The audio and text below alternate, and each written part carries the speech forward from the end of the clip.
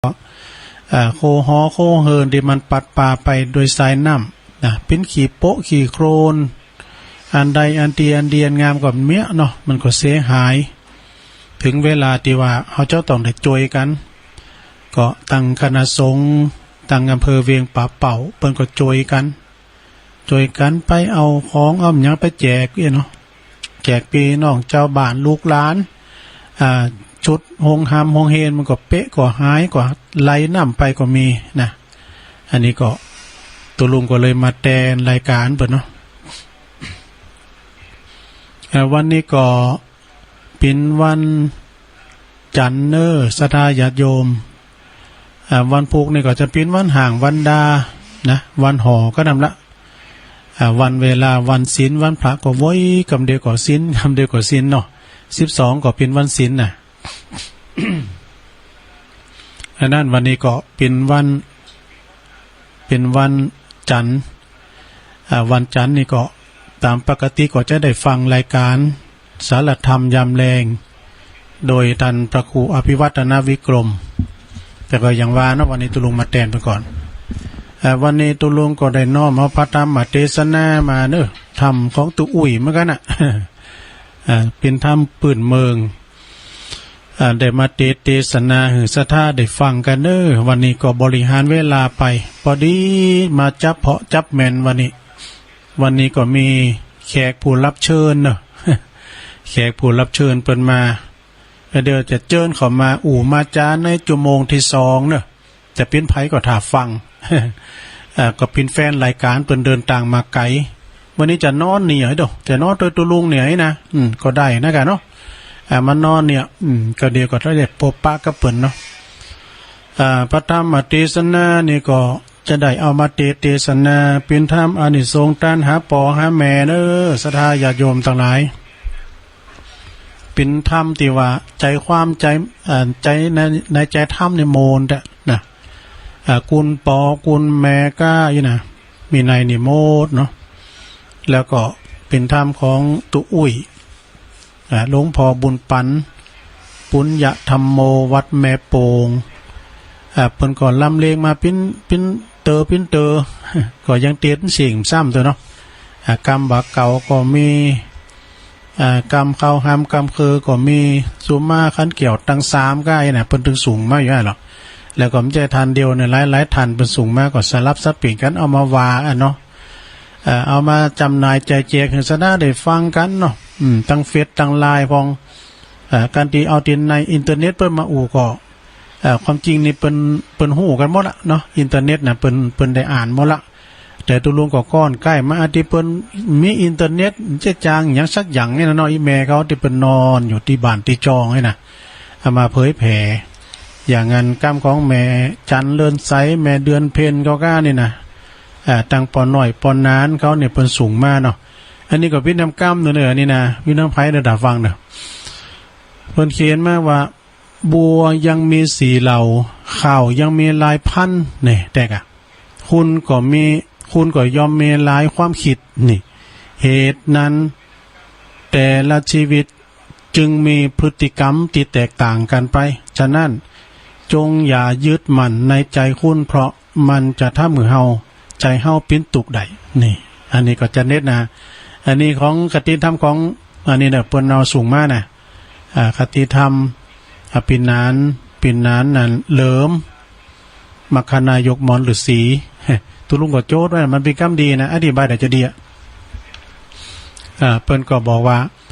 บัวยังมีสีเหล่าโบนั้นมันมีสีเหล่าโบที่มันออกพ่นน้ำมารอรับแสงแดดรอรับแสงแดดก็จะแบ่งบ้านออกมาแล้วก็ที่ปิ่มน้ำอยู่บุ้นน้ำก็มีอยู่ลุ่มน้ำก็ยังมีอยู่ปื้นน้ำเป็นอาหารเต่า อาหารเต่าอาหารปลาเนี่ยมีสีเหล่ากันโนโบนะดอกโบมีสีเหล่าข้าวก็มีลายพันธุ์ข้าวพันธุ์ข้าวลายพันธุ์นะสถานเนาะข้าวที่เขากินกันทุกวันเนี่ยมันมีลายพันธุ์นะสถานข้าวเหลืองสันปัดต้องข้าวหอมมะลิ มันมีลายหรอกข้าวเหลืองสันป่าต้องข้าวหอมมะลิมก่อนมีข้าวกำพายข้าวลายเนาะมีหลายอย่างคุณก็ย่อมมีหลากหลายความคิดเนอะ ความคิดของคุณนี่มันนานาจิตตังนะหัวใจห่อยทีเดียวกันนะสดาแต่มันมีความคิดบ่เหมือนกันสดาเนาะมีความคิดที่แตกต่างกันไปเกิดอย่างหนึ่งไปอย่างหนึ่งมันมีความคิดแตกต่างกันไปเนี่ยก็คือการผันนันจึงเกิดขึ้น การผันนันเกิดขึ้นก็ความคิดเราแตกต่างกันเนี่ยนะอย่างว่าพอโม้ยเนาะพอโม้ยตีเนี่ยสดาเนาะโอ้มอนั้นคือว่ามอนั้นขึ้นใส่มอแดงฝ่ายแดงมอนั้นใส่ฝ่ายน้ำเงินเนี่ยมันก็แตกต่างกันไปอันนั้นมันถึงมีการพนันเกิดขึ้นใส่กันบ่เนี่ยใส่กันบ่เนี่ย ใส่เงินใส่ทองกันไปเนี่ยคุณก็ยอมมีความคิดแตกต่างกันไปศรัทธาญาติโยมทั้งหลาย เหตุนั้นในก็ชีวิตจึงมีพฤติกรรมที่บ่เหมือนกันแตกต่างกันไปฉะนั้นเราก็จะไปยึดมั่นถือมั่นกับใจคุณเฮาเพราะว่ามันจะทำให้เฮาปิ้นตุกใจมันได้นะอันนี้นะปิ้นขอคิดจะดีเขียนว่าดีปีนั้นเหลิมมรรคนายกมรศรีสูงมากนี่ แล้วก็ยังมีทั้งอยู่นะสดาญาติโยมอะไรเอามาข่าวเวลาย้ำได้อันขอบคุณดังคืนด้วยนะเดี๋ยวขอวานี่มันแล้วก่อนเนาะเดี๋ยวจะขอบคุณดังคืนนะครับก่อนชั่วโมงหลังนี่จะสัมภาษณ์อันแขกรับเชิญ แขกที่เป็นมาเยี่ยมมาเยือนไข่ฮันวัดบุญดอยน้อยมันวิจะฮื้อนะแต่มันนอนตัวตุลุงสักคืนมาแต่นี้ตามกำตายหรออันนี้อะไรในโลกนี้ล้วนแล้วแต่อนิจจังตึกยังรู้พังสตังยังรู้หมดไมตรีแต่ไมตรีอันสวยสดไม่มีหมดเหมือนสตังนี่อันนี้นะอันนี้ก็เน็ตเหมือนกันเนอะเพิ่นก็ว่าอย่างใดๆในโลกนี้ก็ยังเป็นอนิจจังนะมันแน่นอนสักอย่างเพราะว่าสิ่งที่เป็นวัตถุสิ่งของก็ตามนะของที่อยู่ในเป็นสมบัติของเฮาเนี่ยมันจะแน่นอนด้วยสมบัติพัสถานไอนาปาตั้งก็ดีหอเฮิรนเดินดาวก็ดีวันหนึ่งจะอยู่ด้วยเฮาตลอดบางทีเฮาเกิดว่าขายมันไปก้านะมันก็เป็นอนิจจังบ่เตียงมันสิ่งอย่างต่างๆก็ตามแล้วเนาะแม้แต่ตีมันติดตัวเข้าไปมือถือนี่ก็ตามนี่นะโทรศัพท์นี่ก็ตามสักวันเนี่ยก็ทำใจเนี่ยมันต้องหายวันหนึ่ง อย่างให้ตัวลุงนี่แน่นอนเนี่ยถึงเกิดในใจเสมอมันขี้ลืมสักวันเนี่ยมันถึงหายการมันหายนี่มันเสียได้นะมันเก่านั่นไปเสียได้กับซิมมัน ซิมมันนี่แต่ซื้อมานะแต่ลินนี่นะตึงเปลี่ยนสักเตอร์ดูเบอร์เก่าเนี่ยเป็นอนิจจังทั้งนั้นศรัทธาเนี่ยเป็นถึงว่าอะไรในโลกนี้ล้วนแล้วแต่อนิจจังแต่สตังตึกก็ยังรู้พังสตังก็ยังรู้หมดเนี่ยตึกนี่ยังหูพังศรัทธาญาติโยมทั้งหลายเนาะเอายังหูพังสตังก็ใจเข้าก็ยังหูมดเสียงไปแต่ว่าไมตรีอันสวยสดบ่มีมดเหมือนสตังเนี่ยเอาก็ต้องมีไมตรีต่อกันศรัทธาญาติโยมทั้งหลายจะไปอันยิงพยองพองตัวลำไปต้องมีไมตรีมีสัมพันธ์ไมตรีต่อกันหูฮักสามัคคีเป็นน้ำหนึ่งใจเดียวกันเนาะมีความสมัครสมานสามัคคีกันเป็นน้ำหนึ่งใจเดียวกันเหมือนกับใจเดียวกันนี่นะตอนนี้ไปก่อนนี้มีแถมหน่อยหนึ่งเตะทำแต่มันก็มึนเนาะแต่ทำแต่ก็มึนเก่าเป็นท่ามก่อมปะป้อยาวสักเท่าใดอันนี้ก็ว่าไปแล้วกรรมก็หาแต่ว่าไปแล้วก็พิยังเนาะเพิ่มพูนปัญญาไปแถมเป็นว่าสียายนะเจ้านั้นเดียวกันด้วยของท่านมหาสมปองเนาะเขียนมานะ อันเจ้านั่นนะที่ผ่านมาเนี่ยที่อ่านไว้วันเนี่ยนะของมหาสมปองแต่ก็อันนี้ก็ทั้งสียานี่เป็นของตัวน้องตุลานกฤษกรแสงเงินชัยนี่ตัวปีโอมเป็นสูงมากก็จะเด็ดเมื่อยาสียานี่มีอย่างของคุณเฮานี่นะจะทำอย่างเปิ้นมียาสียา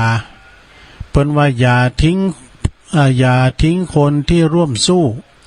คู่เคียงข้างนี่แล้วก็ทำยาหนึ่งอย่าลืมคนที่ช่วยสร้างทางยิ่งใหญ่นี่และทำอย่างหนึ่งอย่าละเลยคนที่เคยมีน้ำใจนี่ ลืมเป็นผู้ให้เมื่อได้มีอันนี้ก็เน็ตเหมือนกันนะของน้องเนนโอมเนี่ยตุโอมตุปีโอมวัดทุ่งโป่งเป็นเขนสูงมากตุลุงเนาะ อย่าทิ้งคนที่อยู่สู้รันเคียงข้างเขาเนี่ยนะสู้เคียงข้างก็มีไผนะก็จะเดือก็มีสีสามีภรรยาเนี่ยเนาะเคยตุกเคยซุกลมบ่าเคียงบ่าเคียงไหลให้หามาได้เคยมีบ่ามีแหงช่วยกันเสาหาสมบัติพัสถานได้เงินได้ทองมาสู่ชีวิตมาด้วยกันนี่นะจะไปลืมกันนี่นะเปิ้นว่านะแล้วก็อย่าลืมคนที่ช่วยสร้างทางยิ่งใหญ่ช่วยกึดช่วยสร้างโดยกันกับเปิ้นว่าอย่าลืมนะอย่าละเลยคนที่เคยมีน้ำใจคนที่เคยมีน้ำใจต่อเฮาก็จะไปลืมเนอะแล้วคนที่เคยคนอย่าลืมเป็นผู้ให้เมื่อได้ดีการเฮาได้ดิบได้ดีก็จะไปลืมเปิ้นอันนี้เป็นคติธรรมเนาะศรัทธาเอามาเล่าสู่จู้กันฟังกับศรัทธาพี่น้องศรัทธาได้ฟังกันเนาะอันนี้มันตาเด้อเนอะศรัทธาเนี่ยเสียงบ่ค่อยดีเฮ้ยมันเป็นหยังมากินหยังฮะเสียงไม่ค่อยดีขอบคุณดังคืนกันเนอะศรัทธาเนี่ย คืนไฟหินบัดเดี๋ยวนี้ปดได้ยินกันแล้วปดโทรมาเสียงใสดีตัวลุงนี่ โอ้กึดยามหอนได้ฟังกันเนาะโทรมานี่ปดหูหอนหมดสถานีวิทยุเพื่อการศึกษาพระพุทธศาสนาและวัฒนธรรม FM 104.50 วัดไฟหินเนอะโดยเมตตาบารมีธรรมอาจารย์พระครูสมุวิสุวัฒน์วรกิจโจเปิดนิสัยปิ้งแล้วเนอะสถาเนอะเปิ้นแปลงเปิ้นมันกันแปลงดีแล้วก็ตัวดักวิทย์กันวิทยุดังสถาดักวิทย์อย่างอาจารย์ว่ากันวิทยุดักตัวสถาอันโทรมาโลโล มันเป็นนั่นแต่เนาะสถาเนาะถ้าเดยสเดยอาจารย์ท่านพระอาจารย์เอาหลักเนาะออกรายการน่ะเปิ้นเปิดสายเนี่ยโทรมาหาตุลุง3สายว่านั่นน่ะ โทรมาหาติลุงว่าน่ะมาติลุง3สายเปิ้นบอกเบอร์ใดก็โจทย์เบอร์นั้นน่ะเนาะโทรเบอร์นั้นนะสถานีวิทยุของคณะสงฆ์ในอำเภอฝางเนาะโดยเมตตาบารมีธรรมอาจารย์ท่านพระครูสุจิตานุรักษ์เจ้าคณะอำเภอฝางเนอ FM 100.25ตั้งอยู่ที่วัดพระบาทอุดมนำบ่อสาวาเนอสำนักวิปัสสนาตั้งตุปีเจริญเปิ้นก็เกี่ยวสัญญาณไปพิ้นติดเรียบร้อยสถานีช่วงนี้ก็ฮักประดมเนอะก็เดียวก็ไก่จะถึง4 โมงนี่ก็จะได้ลาคืนของประดมไว้ก่อนคืนของประดมก็ 89.50 บ้านทุ่งเลลิโอนะออกอากาศตั้งอยู่ที่บ้านป่าซักตำบลบ้านกลางอำเภอสันป่าตองเนอะประดมนี่เพิ่นก็เป็นคุณบุญเนอะเข้าวัดเข้าว่านะถวายเวลาทั้ง1 ชั่วโมงแล้วก็ก่อนถึง4 โมงก็จะได้ลาคืนไปได้ก่อนเนาะสถานีวิทยุปุณดำโนเนี่ย106.25 อำเภอแม่แจ่มเนอมนเสียงธรรมแม่แจ่มเนอบึดโทรมาดำเนอไม่ลงเนอตั้งแม่แจ่มนี่เปิ้นให้ดีเปิ้นได้โทรมาหาตุลุงนะ การนี้ก็โทรมา 98.75 ก็ธรรมะเพื่อชุมชนวัดห้วยตองซักเนอซึ่งก็ตั้งอยู่ที่ตำบลขวงเป้าอำเภอจอมทองฟังกันได้ตลอดท่านพระครูวาปีวรมานิตท่านอาจารย์ชวลิตชยวังโสควบคุมสถานีพิ้นตีเรียบร้อยเนาะแล้วขอบคุณเปิดฟังทางไลน์ทางอย่างแถมเนาะทางออนไลน์นะขอบคุณตอนนี้ไปตัวลุงก็บ่ถึงเป็นการเสียเวลาเนาะจะใช้เวลากระเดียวก่อนที่จะถึง4 โมงนี่จะเปิดสายสักหาสายเนาะ เช็คคืนเช็คสายแล้วก็กันว่าชั่วโมงที่2ในติ้มเตียเนอะแต่ก็จะเปิดใจดาราให้ก่อนนะดาราเปิ้นมาดูวันเนี้ยวันนี้จะเปิดใจดาราก่อนดาราเปิ้นจะมานอนตัวนี่ พิ้นไผเดี๋ยวถาฟังเนอะชั่วโมงที่2น่ะเพื่อว่าขอเข้าในการรายการขอขอปบปะพี่น้องประชาชนโดยน่าจะพิ้นไผก็เดี๋ยวก็อดถาดาฟังจ้านสัมภาษณ์เปิ้นเนาะเอาละเนาะสถาฟังธรรมกันเด้อฟังน้ำฟังทางสัก10 นาทีปลายเนี่ยยาวนะอันธรรมนี่เป็นธรรมกล่อมของหลวงตู่อุ้ยหลวงพ่อบุญปันโจทย์หลวงพ่อบุญปันนี่อยู่ปุ้นวัดแม่โป่งบุญนะดอยสะเก็ดบุญเนาะ ขอบคุณหลวงพ่อบุญปันโดย ฟังธรรมกันเนอนะโมตัสสะภะคะวะโตอะระหะโตสัมมาสัมพุทธัสสะมันตาปิตุอุปัฏฐานังกตัญญูกตเวทิตาติสาทโวดุลาสปุริสตังลายตั้งยิ่งใจน้อยใหญ่ผู้มักไฟตั้งดีตามป่าเป็นนี้แต่ก่อนบ่เฮืย้อนตามลายบาดนี้นะไม่มีหมู่เฮาเจ้าข้าตั้งหลายตั้งฝ่ายก็เป็นเก้าตั้งลูกเต้ายิงใจตั้งวงศายาลายมวลหมู่อันเข้ามาสู่สถานกาตามมาการบุญตานพร่ำพร้อมมารับสินน้อมฟังธรรมอานิสงส์นำมีอยู่ผู้ขามวลหมู่จะยิ่งใจกาจักขออุทิศสมายไปหายังพ่อแม่ปู่อันจุติตายพรากนาขอเป็นบุญไปแก่กาไปสู่ได้อยู่เจยบ้านขอเป็นญาณผาเสดนำเมื่อเกิดที่ดีเดชเตอพระกวาอันว่าพระพุทธเจ้าสอนคนหนุ่มเท่ายิ่งใจได้จำหมายขวาดรู้ถึงเผ่าผู้มีบุญ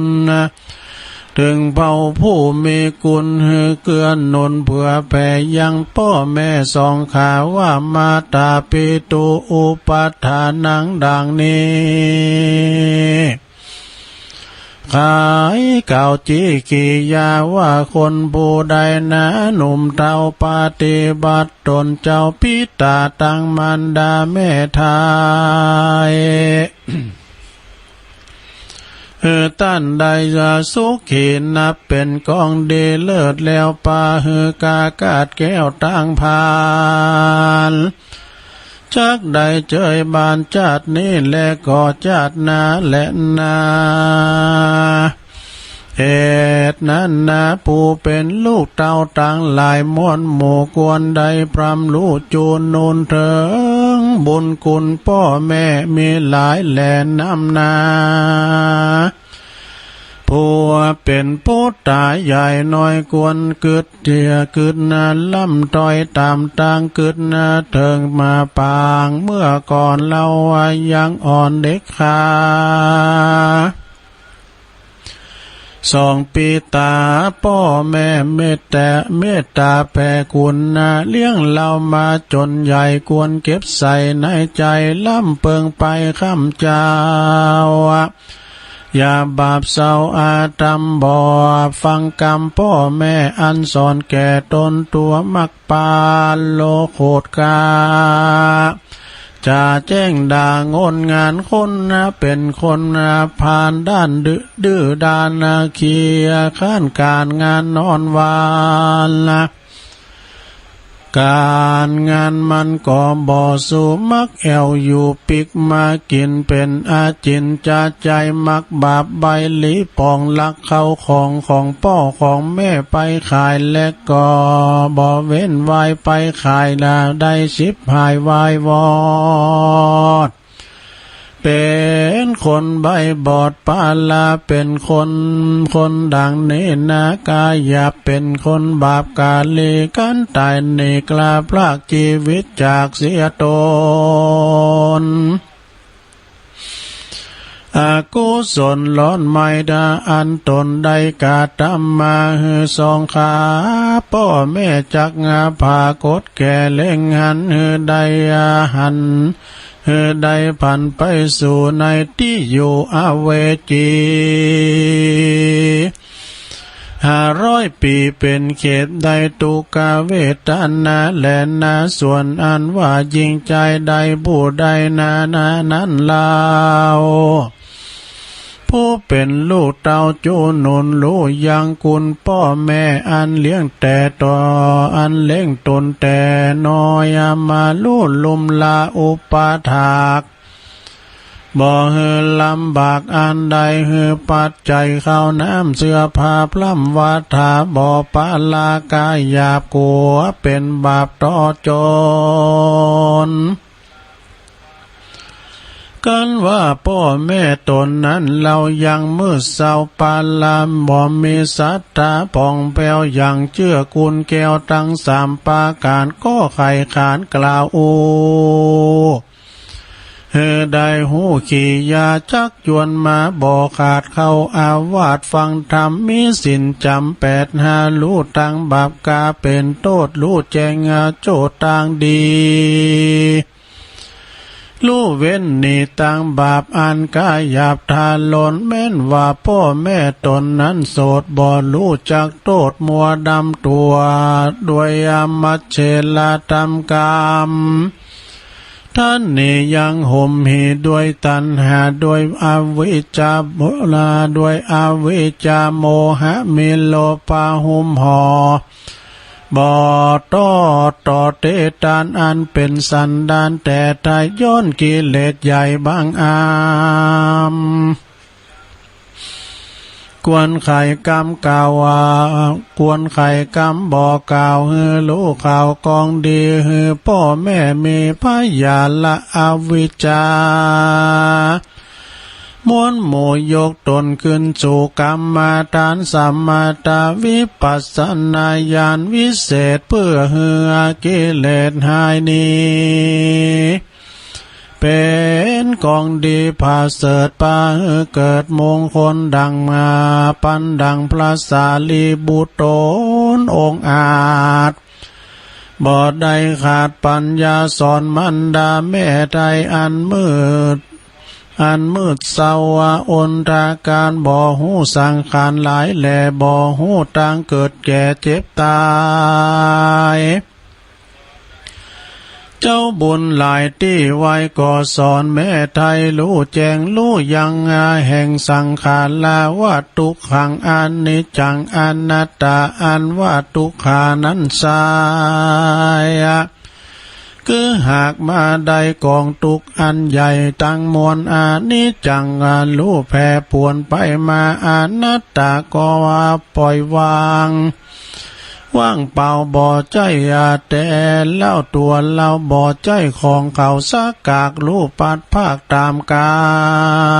ลหาแก่นสารบ่ได้พระสารีบุตรที่ไว้สอนแม่หือหัวเกิดแก่เจ็บตายผู้เป็นแม่ก็มีผู้เป็นแม่มีทิฏฐิมาแต่ก่อนก็รู้พรหายนี้กะทำดีบ่เหือดได้บังเกิดหันธรรมมีสินอันนำจองหอยได้ชื่นจ้อยปลายลุนเจ้าตนบุญสอนแม่ได้เพื่อ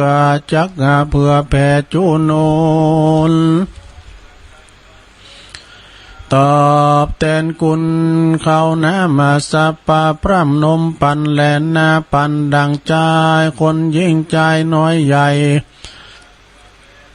ผู้มักไฟหอยจุนนรู้แทนคุณพ่อแม่เพื่อช่วยเพื่อแผ่กาทำการอาหารเสื้อผ้าตั้งเครื่องงานนาตั้งยุกยาข้าวน้ำสัปปะพร่ำปัจจัยอุปาถากไปบ่ตึงคำเจ้าเชื่อว่าคืนนี้เก่าพ่อแม่ตอบแทนแก่สองขายามปิตามันดาแก่เท่าอิดอ่อนเขาหิวแลงเปียเทียแฝงเมื่อยใครก็อยู่ไกลลุ่มลาโซหายาหาหมอบอลีลอเนิ่นจะอยู่ไกลทาปดปัดปัวพลัดเปลี่ยนขัวเสื้อผ้าช่วยยุบเนื้อบีบมานวดที่เจ็บปวดปันหายกันว่ากรรมมาหลายต้องมาถูกต้อง ในแห่งห้องกายาได้มอลานากาภาคดับจิตจากเมืองคนลูกเตรียมตนน้อยใหญ่ต่างเกิดไข่เถิงกูลกาตามบุญไปลอดเหือป้อเหือพ้นขอดตั้งผ่านกาตามการเลิกซากตามเก่าลากป่าเพณีนับเป็นกองดีผาเสดป่าเกิดเจยบานดังบันหันบาลีกล่าวไว้ว่าอัฏฐาสิเมอากาสิเมยาติมิตาสังขาจะเมดังนี้ว่าคนนอกว่าคนยิ่งใจน้อยใหญ่มีใจใฝ่กันนิ่งหายังญาติกาพี่น้องงานตายจากห้องเมืองคนมาสร้างบุญกุศลมากน้อยมากแล้วอุทิศฝากไปหายังวงศาพี่พ่อแม่เฮือสุขแก่เจยบานคือได้เฮือตานเขาน้ำว่าตูพร่ำปัจจัยฟังทำไปบ่ขาดบ่ประมาทเสียสินอันเป็นอาจินเกิดลอดบ่อนลาตอดกองดีแม่นหลายปีขวบเขายังเกิดเล่าเถิงกูลกาตำบุญญาตินามอุติสาพร่ำไปหาเป็นกาตัญญูตาเพื่อแผ่แก่พ่อแม่ของตนเป็นมงคลผ่าเสดปาเกิดสวัสดีอานิสงส์มีนักโสดนับได้60 โกฏเป็นไม้คนหญิงใจหนุ่มเราก็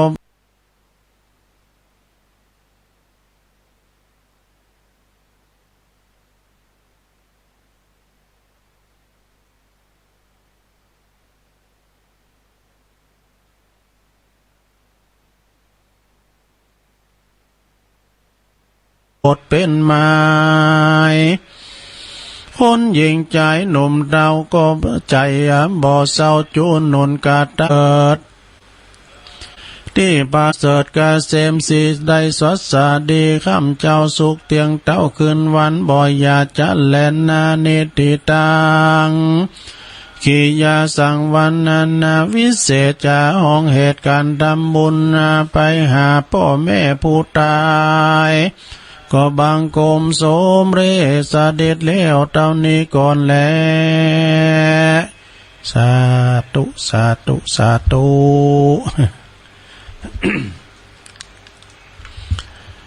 จบไปแล้วเนอศรัทธาญาติโยมทั้งหลายทำผูกนี่มันก็ป้อยาวสักต่อใดเปิ้นก็พารณาไปถึงลูกเต่าตั้งหลายเนาะตีแต่ได้จอยปอจอยแม่อุปถากอุปถัมภ์บำรุงแม่นว่าเปิ้นเฒ่าแก่แลมอนมาเปิ้นยกเอาปินเกี่ยวปินกุลลูกมี2อย่างเปิ้นว่านะลูกคนใดที่ว่าคำปอคำแม่เนี่ยแล้วก็เอาเข้าเอาของสมบัติของปอของแม่ไปขายอีเนาะแล้วก็เป็นคนที่ว่ากินแอวลูกมากินข้าวแล้วก็ไปแอวปิกมาก็มากินน่ะสันเดอปอแม่เผลอลักเอาเข้าของสมบัติตั้งบ้านตั้งจองออกไปขายเนี่ยขโมยนี่มันจะลักต่างบ้านไปก่อนเนาะเอาเข้าก่อนลักต่างบ้านไปก่อนลักหันลักหนีไปนะเขาว่าน่ะ อันนี้ก็เป็นลูกที่ว่าอากตัญญูอาจการตายไปก็ไปทางห้องอาบายอย่างได้ทำว่าเนอะอันนี้สรุปฟังง่ายๆเนาะแล้วบางคนก็ตรงกันข้ามลูกที่เปิ้นมาตอบแทนคุณตอบแทนบุญพ่อแม่ปิตามารดาก็มีอยู่นักหลายบ่ว่าจะเป็นลูกยิงลูกจายเนาะจอยเหลือเฟื่อฝ้ายพ่อแม่เปิ้นเล่งใหญ่หน้ากาบ้านมาแล้วถ้าว่าเป็นลูกธรรมดาคือว่าเป็นคนสามัญชนคนธรรมดาได้รับจ้างอ่างบายกินไปก็มละปอละแม่เนาะถึงแม้ว่ามันได้กินเงินเดือนเงินดาวมันได้นางโตมันได้กินได้เป็นคู่เป็นบ้ายน่ะเอาก็หากินตามวิถีชีวิตเฮาบ้านนอกบ้านนาครับจ้างอ่างบายไปเหลือเงินเหลือกินเหลือใจมาก็แบ่งบายคือพ่อคือแม่มาพอมาคอยดูแลพ่อแม่เจ็บเปิ้นเจ็บไข้ได้พยาธิน่ะก็มาพอมาคอยเปิ้นมาเอายุกเอายามาหือเปิ้นกิน มาบีบมาโนดให้เปิ้นได้หายเจ็บหายปวดเนี่ยในธรรมวาน่ะเวลาเปิ้นบุญเปิ้นมาสิงล่มหายตายจากไปก็จวยกันส่งสการเลิกซากพ่อแม่ไปได้ดิบได้ดีเนี่ยเพิ่นว่าเวลาเปิ้นบัดตายก็เล่งโดยกายเล่งกายเล่งน้ำใจนั่นน่ะการเปิ้นตายก็เล่งโดยวิญญาณก็มันต้านขันเข่าขันน้ำไปหือพ่อหือแม่ที่เปิ้นลุ่มหายตายจากไปในธรรมเปิ้นก็ไว้เนาะสถานเนาะอันนี้ก็เป็นน้ำตามคำสอนมรดกธรรมพื้นเมืองเด้อเอามาสาธยายให้กับศรัทธาได้ฟังกันในโอกาสในตอนบ่ายวันนี้เนาะเวลาก็ยังหลายอยู่เอานี่มาวาทำกรรมหนึ่งเกินศรัทธาก็เดือนมันได้พักครึ่งนะก็เดือนได้พักโชงหนึ่งโชงนั้นก็เขาก็อาจจะได้เกมเนาะเกมมิกเกมไม้เกมอย่างต่างๆเกมเก้าอี้มานั่งอันดารารับเชิญมาน่าจะพิ้นไผ่ก็เดินตาฟังหรอ เพิ่นว่าอันฟังรายการตุลุงอยู่นะใครมาออกรายการด้วยตุลุงเฮ้ยก็มาได้เนี่ยไม่พิ้นอย่างเนาะเวลาถึงหลายก็เดี๋ยวจะสัมผัสไปหน่อยก่อน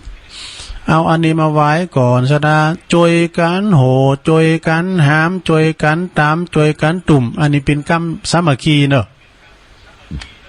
ตุลุงเปิดประโยชน์ในดังไปกะสะท้อนเหรอจ๊ะ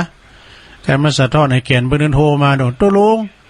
ไปเปิดตัวนั้นดังแล้วไปกามันสะท้อน อันที่เปิดที่ดังเนี่ยวิทยุนั่นเนี่ยจะเป็นคลายคืนไหนพนเนอร์สหปะเลยเปิดน้อยมานะจวยกันโหจวยกันหามจวยกันตามจวยกันตุ่มนี่อันใดบ่กลุ่มก็ว่ากันตามมีอันใดบ่กลุ่มก็ว่ากันตามมีก้อยอดขันตีปากหวานจะจ้อยน้ำพึ่งน้ำอ้อยจัดลดมันมีก้อยจากำดีไผก็สอบสู่นี่จังฟูจังอูจังจานะจังฟูจังอูเปิ้นก็ฟังตันตำผึงตำผังตันก็ว่าหายนี่อันนี้เป็นกรรมเก่านะซะนะถ้าว่าเฮาว่าสมัยเดียวเนาะแปลมาเป็นอีเนาะสุภาษิตนี่นะเปิ้นบอกว่าหือมาจวยกันโหหือมาจวยกันหามติดตามจวยกันเติมจุดติดตามจวยกันจูสิ่งใดถ้าบ่ปอก็บอกกล่าวกันนี่เนาะพระใช้บ่ในอันนี้เด้อพระจะห้อมก็มาน่ะสิ่งใดถ้าว่าบ่ปอก็บอกกล่าวกันขอให้มีความอดขันตินี่มีความอดทนขันติอูจาอ่อนหวานประดุจน้ำตาลประดุจน้ำอ้อยน้ำตาลนี่คำอูคำจานี่สำคัญนะซะนะเนี่ยกำก้อยจากันประดุจน้ำอ้อยน้ำตาลเพราะคุณเฮานั้นสอบฟังถ้อยคำตีดีๆแต่กันเนาะหากว่าเฮาเอะอะปาโลยอมบ่มีไผสอบใจแน่นอนนี่แต่กันเนาะดังนั้นหากว่าเฮาต้องการทำงานทำสำเร็จต้องมีความอดทนก้อยจากันอ่อนหวานต่อทุกคนงานจึงจะก้าวหน้าแล้วก็สำเร็จโดยความต้องการนี่อันนี้นะสดาญาโยมมาสรุปลุงก็คือว่าเฮาต้องมีความอดทนแล้วก็มีวาทศิลป์กันมนจ้าหวานกันเนี่ยสดาญาโยมเนาะมันอยู่ที่กำทั้งนั้นงานจะแล้วบ่แล้วอยู่ที่กำกำจ๋ามันบ่แล้วจะมันยังเจงเฮาบูเฮามาหำกะเขาได้รับจ้างอยู่มันเป็นอย่างนี้หรอกการเจ้านายจ้างโอ้ช่วยกันได้เอามันแล้ววันนี้เนาะบูออกไปงานนั้นต่อแถมเนี่ยมันจะงานเนาะ งานยังก็ตามได้มันสำเร็จลุล่วงไปโดยดีอยู่ที่กำจ๋าของคุณเฮาเนาะอันนั้นจะได้ญาติโยมทั้งหลายก็เอามาฝากกันตัวเล็กตัวน้อยวันนี้ก็แต่ยอมรับหน่อยว่าเสียงบ่ค่อยดีสักตัวใดถ้าว่าเสียงมันอ่อนไปจ้าก็ขอสุมาอภัยกับศรัทธาญาติโยมเด้อเนาะพอใจมันสู่เสียงมันสู่แต่ใจมันสูมได้นะนั่นก็มีความที่ว่าเต็มอกเต็มใจอาจารย์ไปเขียนไล่มาขอแทนรายการกำเนิดก็ตึงไปในสักเตือนนี่เนาะศรัทธาแต่วันพุธนี้จะเดินทางไปแล้วเนอะ วันพุกนี้กินเขาง่ายแล้วฉันเจ้าแล้วเด้อเนาะอาจารย์เปิดจะเอารถมาหับว่ารถกันได้หัวรถไผ่หัวเพิ่นจะมาหับไปกินเขาง่ายแล้วนะ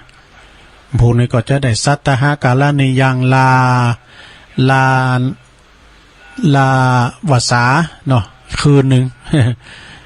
พ้องก็ว่าก็อย่าว่าไปนอนกลางสาไปหันไปหนิมใจหน่อยซะถ้าเพิ่นมีขอยกเว้นเนอะมีขอยกเว้นอย่างเอี้ยกันถ้าเดือดเจ็บไข้ได้พยาธิก็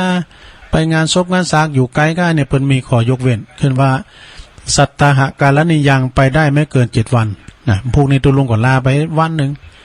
วันศีลนั้นได้อยู่บ้านเฮาลาซะท่าเฮาล่ะลาซะท่าพี่น้องน้อยๆเด้อนะศีลหน้าเนี่ยได้ยินเสียงกันเด้อนะเพราะว่าตุลุงนี่ว่ากรรมไม่กูเด้อเนาะว่าจะหอมสังกาว่าจะหอมการตีกันทำกันเนี่ยเพื่อก็หอมกันนี่ค่ะธรรมะไปตัวปองอันนี้ก็เดี๋ยวก็แล้วนอกสถานนอกถึงเวลาแล้วเนิ่มเดี๋ยวเลย10 นาทีจะเปิดสายก่อนที่จะได้ลาคืนของประดมเนาะฉะนั้นญาติโยมอยู่ตั้งใดจะโทรกันมาทักทายเช็คคือเช็คคืนเช็คสายเนาะตอนใดฝนตกพองจ้าตอนใดแดดพองใจนะก็ว่ากันมาเดี๋ยวเนาะเช็คคืนเช็คสาย ในเบอร์0899556506วันนี้เป็นวันจันทร์เนอะวันจันทร์เมื่อคืนบึดก็ฟังตุลุงดอยลุงแก้วคอเนอร์แล้ววันที่12กันไปก็ได้ป้าเพิ่นเนาะตุลุงแก้วตุลุงดอยเขาเพิ่นก็จะมาก็หันมาเนาะนะเจริญปอนสายแหลกฮัลโหลโอ้ปอบุญมีได้มาเบอร์แรกเนี่ยนี่นะโอ้ขึ้นใหม่ไปขึ้นใหม่อะเนี่ยตุลุงก็เดี๋ยวนี้ตุลุงก็ฟังขึ้นได้หมูนะหันได้ยินจะเถียแต่ดังไปแค่นี่ก็คือถ้าเจนวีท่าเสียงมันสะท้อนอย่างลังเลยเสียงสะท้อนเนาะอีกาขอบคุณปอบุญมีพวกเนี่ยเดินทางไปกะขอบคุณลุงนาบุญเด้อโชคดีเด้อขอบคุณเด้อจะทำบุญเผื่อกันด้วยอธิษฐานจิตแผ่เมตตาเนาะปอบุญมีสายแหลกสาธุเจริญปอนพ่อบุญมีเมืองกลางเจริญปอนครับนมัสการครับท่านครับอันนี้ตอนไหนจ๊ะปอบ้านแซมครับบ้านแซมโอ้พี่น้องบ้านแซมเฮาเนาะปนนั้นยังไงมือหลอกได้โทรหาแล้วก็ฟังตอนกระเจง3 โมง 4 โมงก็ฟังเนาะเอามันเห่าแล้วมันนอนหลับละแม่น่ะฟังตุลุงยองประจำเด้อตุลุงงานประจำปนนั้นเนี่ยก็ลืมชื่อไว้ล่ะปนนั้นเนี่ยก็คุณดิบคุณดิบว่าป้อยังพงโอ้ปอทงเนาะพงปอทงพงโอ้ปอพงพอพานั่นเนาะที่ไปโลมมันอะไรทุกว่าโลมที่อันโยมพิสมัยเขาน่ะพอพงเนาะบันแซมพอพานพอสรพงนะครับตุลาพอพงพงบันแซมฟังประจำเลยโอ้ขอบคุณกับผู้ทุกพี่น้องยองเฮาฟังกันน่ะยองเพื่อทำว่ายอง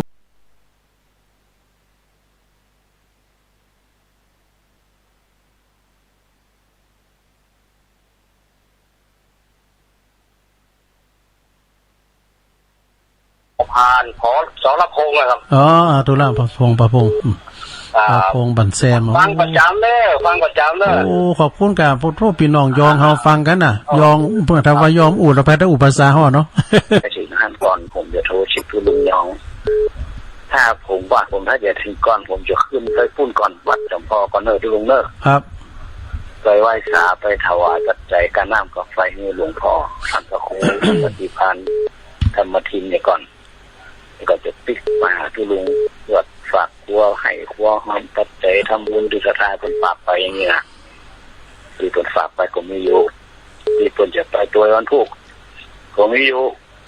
เนาะครับตุลุงมันจะออกว่าไทยควายมานี่เนาะที่ง่ายแล้วเนี่ยอาจารย์บอกน่าจะ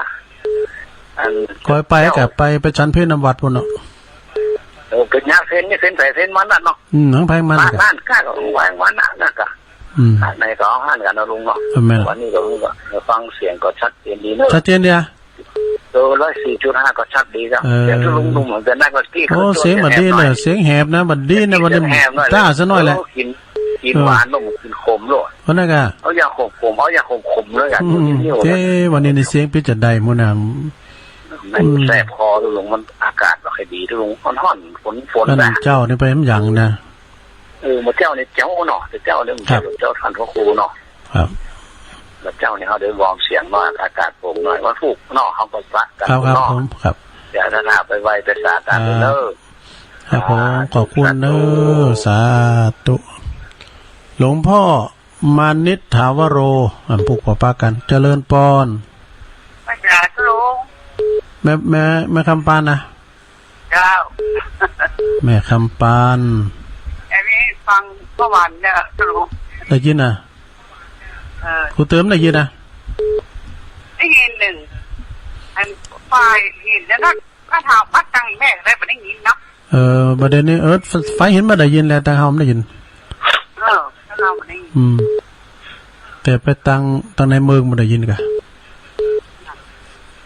มีสถานนั้นดาราลุงเนี่ย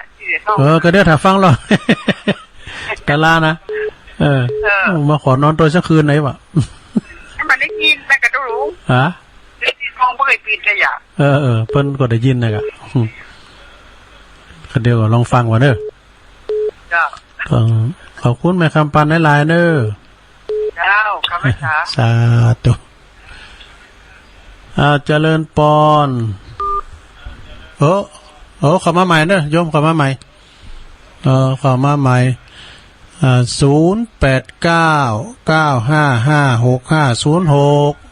เจริญปอน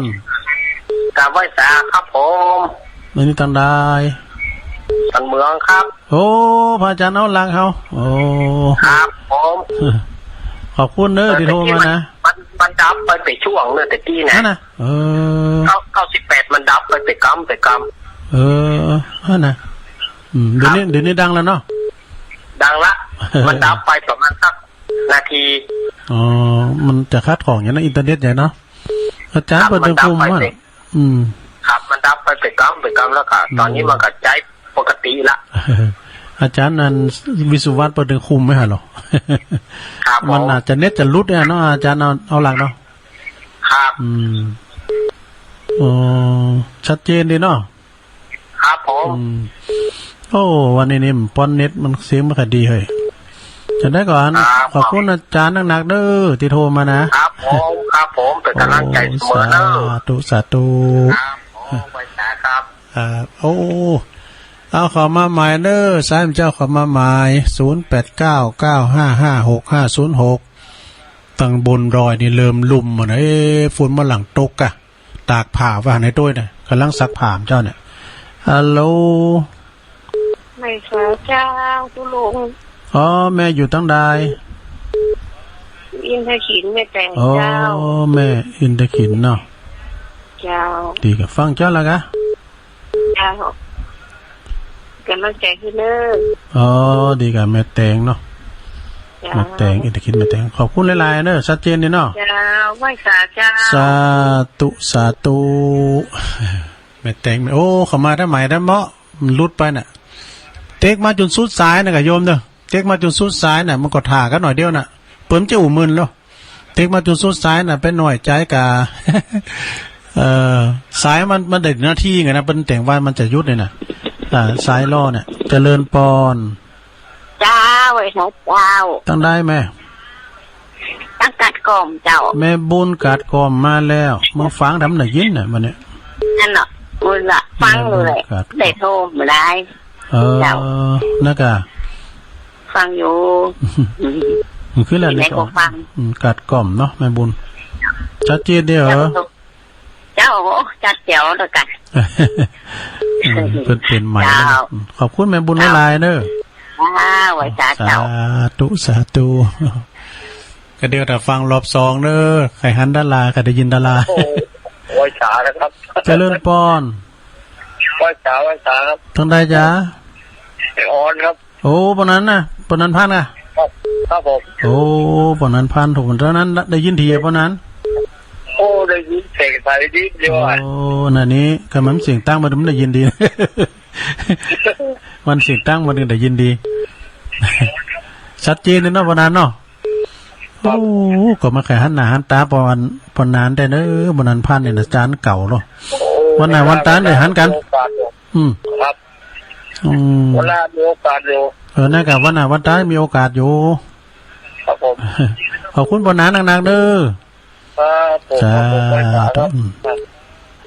ไอพ่นนะไอพ่นก็อยู่แม่ออนไอพ่นก็โทรมาไอพ่นเด้อไอพ่นบนเล่งแม่ดอกเจริญปอนเจ้าการรักษาการสรุปโอ้หันแม่เมืองฟังได้ยินเหรอมีกันแม่ปราณีถ้าเจ็บนี้ขนาดละจัตุลุงลองงานช่องเช็คระบบมันขึ้นดังว่ะแม่ปราณีนั่นกะมันนี่จอนเจ้าอันจะลงจะไปหมู่อะไรอ่ะวันพุธนี้เดินทางกะเจ้าไปถามแม่จะไปถามแม่จงดีเขาบอกอ่ะไปถามแม่น้องแม่พี่น้องเมืองฟ้างอยู่บอกอ่ะเจ้าอันวัดใจวัดทุมงคลฝากแม่จงดีนะเจ้าโอ้อากาฝากไปจงดีแม่จงดีเป็นผู้นำบุญลมเลยนะรถทักกลุ่มแล้วก็3กั้นกันนะวันนั้นจะลงประกาศถ้าแบบเต็มรถหรือแห้งไรเลยแต่ยักษ์เบอร์3คนเนี่ยกระโตยไปจำปิ้นต่อมากะมันแล้วก็เขาเนื้อฮะนี้แม่ปันนี่เขาต้องได้มาหมดหรอกแต่เจ้าก็ว่าท่านพระครูเจ้าหนอกท่านพระครูว่าก็แยกร่างให้ก็ได้เลยหรอกถ้าแยกร่างได้จะแยกร่างไว้อันนบอสวาเห็นร่างไว้โครงการนี่ไม่เห็นร่างเอาไปยังปะเป้าเห็นร่างนี่เนาะถ้ามันแยกได้ตำบุญมีเด็กป้ากันเนาะแม่เจ้าปานีเนาะขอบคุณเนอะเจ้าไม่สาเจ้ากำลังใจนะเจ้าเจริญปอนแม่ปราณีสุดแม่ปราณีมานิจรเจริญปอนติดแล้วเจริญปอนอูได้เลยจะได้เวลาจะได้โอกาสลองอวดแล้วไอแฮมเหรอได้ยินเสียงหายใจอยู่แล้วนั่งกันนั่งแล้วเอาเลยติดแล้วเอาเลยฮัลโหลราชการเจ้ายายพรยังมานานอู่กับเนี่ยฮะปนรู้ปนกดทิ้งแล้วนั่นเนี่ยยายพรลองโง่แดงไปฟังวิทยุกะลองโง่แดงฟังโทรศัพท์ไปกะโหลฮะอันนี้ฟังโทรศัพท์อ่ะก็ยันนั้นอู่แล้วเลยอู่เลยฟังเจ้าแล้วกะตอนนี้เจ้านี่ถึงฟังพระครูอ่ะพระครูอ่ะนั้นถูกแรงเบิ้ล3 โมงลุงยองจะมาตุลุงก็อ่านไล่ป่ะกะอ่านไล่เปิ้นนะเปิ้นบอกว่าอ่านแตนกับเลยเปิ้นไปแจกโคน้ำโถมบ่พวกกับฟังพักสนามมันเนอะพวกนะวันฮือกันเนาะวันที่12กันมันถูกไปได้อยู่เลยเนาะพวกก็จะเดินทางไปกะตอนถ้ากินของง่ายแล้วเนี่ยไปเรียนปะเป้าน่ะไปเวียนปะเป้าว่ากับไปที่วัดดอนจันทร์นะกะจะไปพวกอะไปกำปีมาแต่ไม่แวะบ้านไม่พอเนอะวาลินได้วันนี้เดินทางกันมาอยู่หิมกับแป้งวัดเนาะยินดียายพรนึผูกโทรมาผูกโทรมาเนี่ยยายพรร้องวอดแดงเจริญปอนไม่สาเจ้ามาได้ยินกัน2 ติดมาได้ยินกันเจ็บ2 อาทิตย์ละแม่จรูนบ่เจ้าแม่จรูนก่อนเนมแมนเมื่อกันโดเต็กแมนเมื่อกันโดปกปิงเมืองจะได้สบายดีเจ้าตามมัธยมป่ะแม่ตามมัธยมไม่ได้ไปไหนอยู่วัดเนี่ยกะมันจะได้ออกบ้านไปไหนก็ประมาณลำจะได้ไปไหนแต่เดี๋ยวต้องรอลูกบ่าวขอยุละมันถูกวันนั้นต้องไปเนาะปากันบนไปปากันบนแต่เจ้าโอนตังร่วมอาจารย์เพิ่นไปแล้วดีแล้วกันเจ้าถ้ากันว่าได้ไปก็ไม่ได้ไปเขาต้องร่วมไปก่อนนะเจ้าเป็นยังเจ้าแล้วก็เจอกันเจ้าจะขอบคุณเนอะ สา เจ้า ธุ สาธุ คุณแม่จารูนปกเปียงเมือง พ่อไปบูรณ์เนาะพ่อไปบูรณ์ก็อยู่ดีมีสุขเนอะปอนเจริญปอน ภาษาเจ้าจะรู้ อ๋อนี่ทำไรน่ะ มาทีมเจ้ามาทีมประเดชเจ้า แม่พินป่าแดดเนาะโอ้เดี๋ยว ฟังอยู่เจ้า ขอบคุณหลายๆนะแม่พินเนอร์ เจ้าไว้ สาธุลืมผอนาฬิกาเหลือทำหน่อยเดียวเอายุติกันเนาะบึดเฮาค่อยว่ากันก็เดี๋ยวนะถ้าฟังอันสัมภาษณ์พิเศษเนอะ เดี๋ยวอันนี้ช่วงนี้เฮายุติก่อนเนาะขอบคุณดังคืนปอดมเรเนอร์บ้านทุ่งเลลิโอพ่อดมพุทธวงศ์ที่เปิ้นถวายเวลาเนาะ